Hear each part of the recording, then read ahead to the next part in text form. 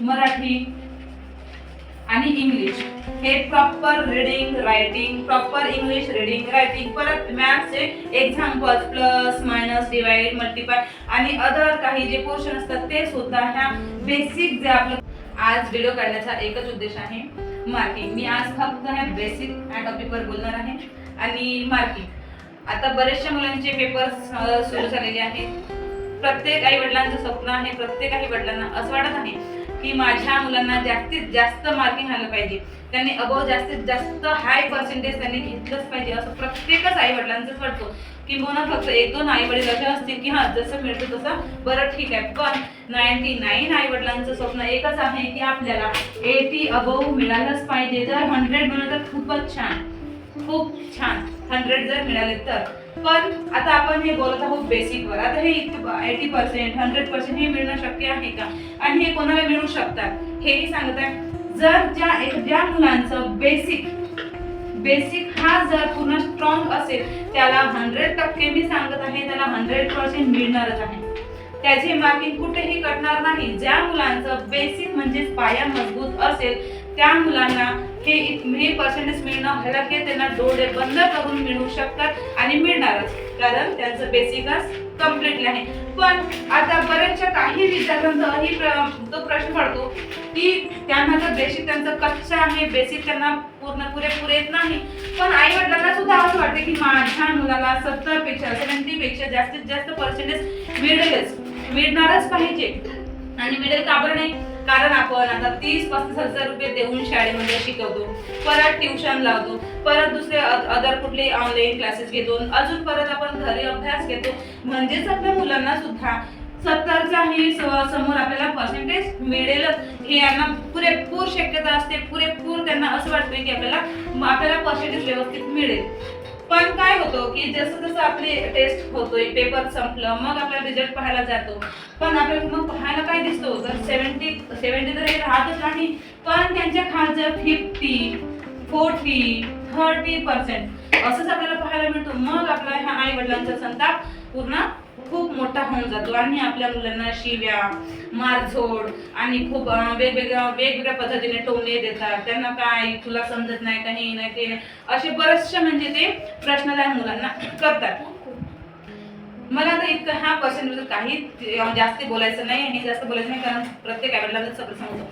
आता मला सांगा, हे जे 40% आहे, 30% आहे, 50% आहे, इतकेच पर्सेंटेज का बरं येतात? तुम्ही छान चांगल्या शाळेत शिकवताय, ट्युशन लावणं, परत ऑनलाईन क्लासेस, परत अजून आपल्या घरी सुद्धा अभ्यास घेऊनही तुमच्या मुलांना फक्त 50 आणि 40, 30 असे पर्सेंटेज का बरं पडतात? हा तर एक सर्वात मोठा क्वेश्चन मार्क आहे. म्हणजे आपल्या हुशार मुलांसारखं म्हणजे जे 80% आहे, 100% हे कधी मिळेल? आपल्या मुलांची ही प्रगती, इतकं क्लासेस लावून सुद्धा ही प्रगती, ही अशी प्रोग्रेस आहे, तर ह्या पर्सेंटेजसाठी अजून काय करावं लागेल? अजून कोणते क्लासेस लावावं लागेल? अजून किती त्याला मारावं लागेल? किती त्याला टोमणे द्यावं लागेल? असं भरपूर आई वडिलांचा प्रश्न असतो की आता काय करू मी ह्या मुलांचा? किती झोडपू, किती टोमणे देऊ, आहे ना? असं की नाही? तर हे पर्सेंटेज कसं येतं, का बरं येतात? खूप मोठा प्रश्न आहे. ह्या मुलांना तुम्ही कितीही जरी शिकवलं, कितीही जरी ऑनलाईन क्लासेस लावलं, कितीही ट्युशन कोणत्याही महागड्या शाळेमध्ये जरी शिकवलं तरी सुद्धा यांना त्यांची प्रोग्रेस हेच राहील. कारण सर्वात मोठं आहे कारण की त्यांचा हा बेसिकच पूर्ण कच्चा आहे. बेसिकच हा पूर्ण कच्चा आहे.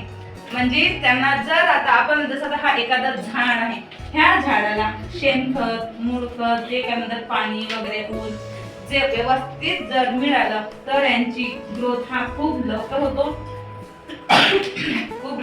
परत त्यांची व्यवस्थित वाढही होतो. तसंच आपल्या छोट्या मुलांना जर बेसिक व्यवस्थित मिळालं तर त्यांना त्यांची ग्रोथ व्यवस्थित होतो, त्यांना पर्सेंटेज सुद्धा छान मिळतात. त्या बेसिक मध्ये काय आहे? जसं पहिला आहे आपला मॅथ्स आहे. मॅथ्स मध्ये basic plus minus multiply divide, मग अदर येतात तिकडे फ्रॅक्शन, भरपूर अशा पोर्शन येतात.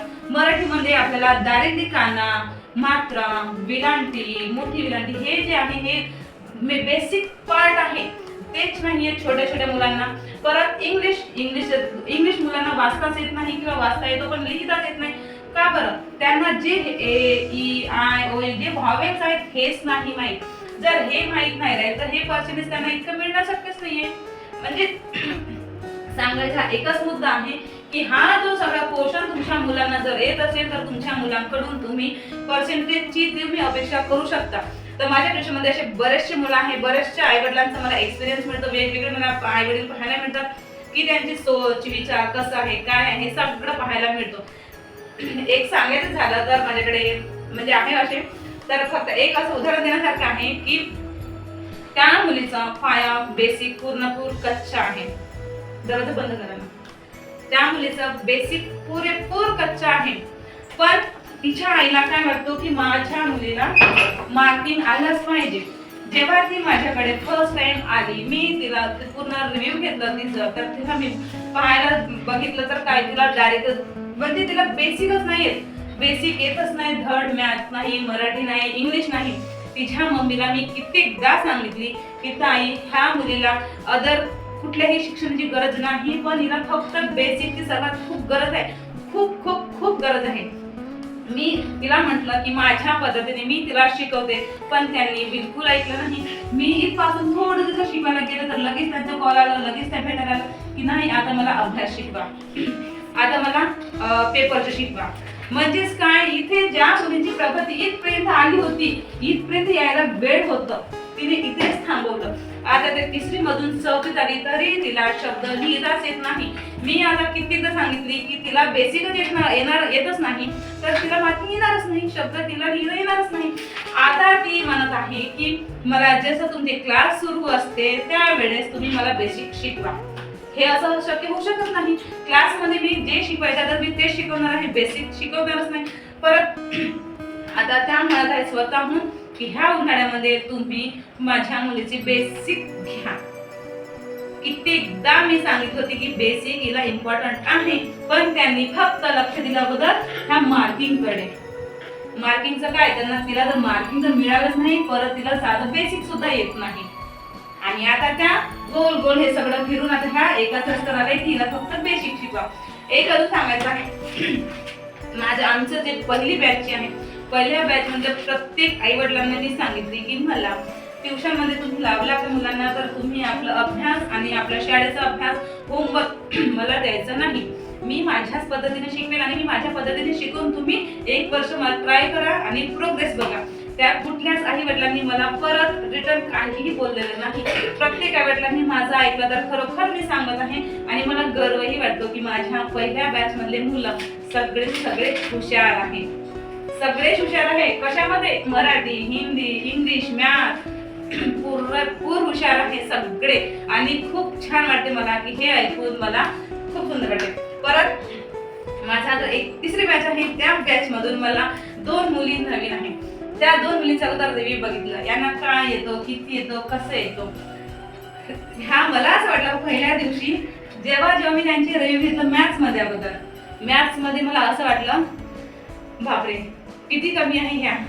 मला असं वाटलं की पहिल्या वर्गात जे आहे माझे पहिल्या वर्गातली मुलं आहेत त्यांच्याही पेक्षा लो आहेत ह्या दोघी. असं वाटलं मला की किती कमी आहे ह्या पहिल्याच दिवशी. पण मला दुसऱ्या दिवसापासून मग मी त्यांना त्या अटकलं होतं. एक मुलगी होती अटकली, फक्त ही डिवाइड मध्ये अटकली, दुसरी मल्टिप्लाय मध्ये अटकली होती.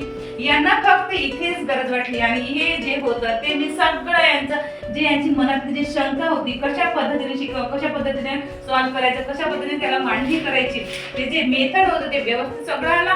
तर बस त्यांना जे समोरचे जे पोर्शन होते, जे पोर्शन आता आहे ते न पाहता न विचारता डायरेक्टली कुठलेही चॅप्टर ते सगळं त्यांना टोटली पूर्णच येतो न सांगता. म्हणजे एकच फक्त म्हणायचं आहे, जर ह्या दोघी मुली ह्या फक्त डिवाइड आणि फक्त मल्टिप्लाय हे शिकायची गरज होती. जर त्यांना ह्या वेळेस सुद्धा मल्टिप्लाय आणि डिवाइड हे आलंच नसतं तर ह्या मुली सुद्धा मॅथ्स मध्ये पूर्ण झिरोच राहिले असते. ते समोर बिलकुल त्यांना त्यांची प्रोग्रेस झालीच नसती. परत त्यांना पर्सेंटेज जी हाव असेल किंवा पर्सेंटेजची अपेक्षा होती त्यांना पर्सेंटेज मिळणारच नव्हतं. म्हणजेच मला सगळं ह्या वातावरण मला सांगायचं एकच आहे की फक्त तुमच्या मुलांना तुम्ही बेसिक बेसिक वर भर द्या. जर तुमच्या मुलाचं बेसिक पूर्ण परफेक्ट असेल तर मी गॅरंटी सहित सांगते की तुमच्या मुलाला 80 अबोव्ह% हे कुठेही गेलेलं नाही. पण तुम्ही कितीही जरी त्याला क्लासेस लावून दिलं, कितीही मोठ्या शाळेत लावून दिलं आणि जर त्यांचं बेसिकच कच्चा असेल तर त्याला 50 बिलो म्हणजे 50 जर खालीच त्याला मार्किंग येईल. तुम्ही त्यांच्याकडून कुठलीच अपेक्षा करू नका. त्याला फक्त 50 बिलो त्याला पर्सेंटेज येईल जर बेसिक कच्चा असेल तर, आणि बेसिक पक्का असेल तर 80 अबोव्ह येईल.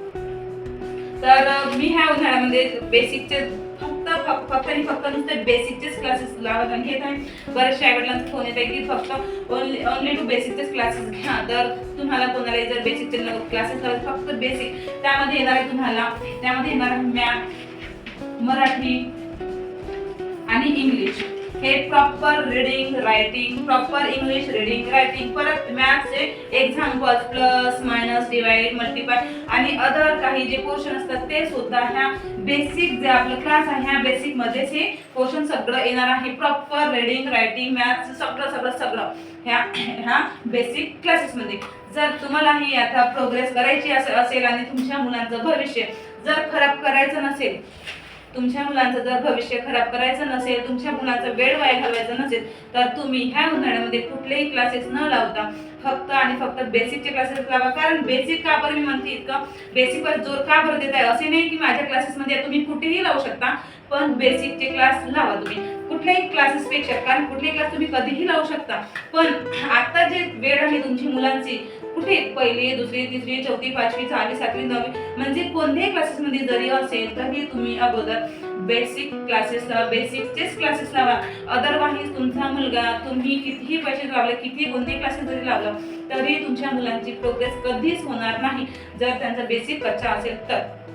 तर आता वेळ वाया घालवू नका आणि तुम्ही आपल्या जवळपासच्या कुठल्याही टीचरला तुम्ही म्हणून आपलं फक्त बेसिकचे क्लासेस घ्या इतकी तुम्ही त्यांना विनंती करा आणि बेसिकचे क्लासेस लावा. परत मी सुद्धा ह्या उन्हाळ्यामध्ये बेसिकचे क्लासेस घेत आहे. तर तुम्हाला कोणालाही जर बेसिक क्लासेस लावायचे असेल तर तुम्ही मला कॉन्टॅक्ट करू शकता. थँक्यू.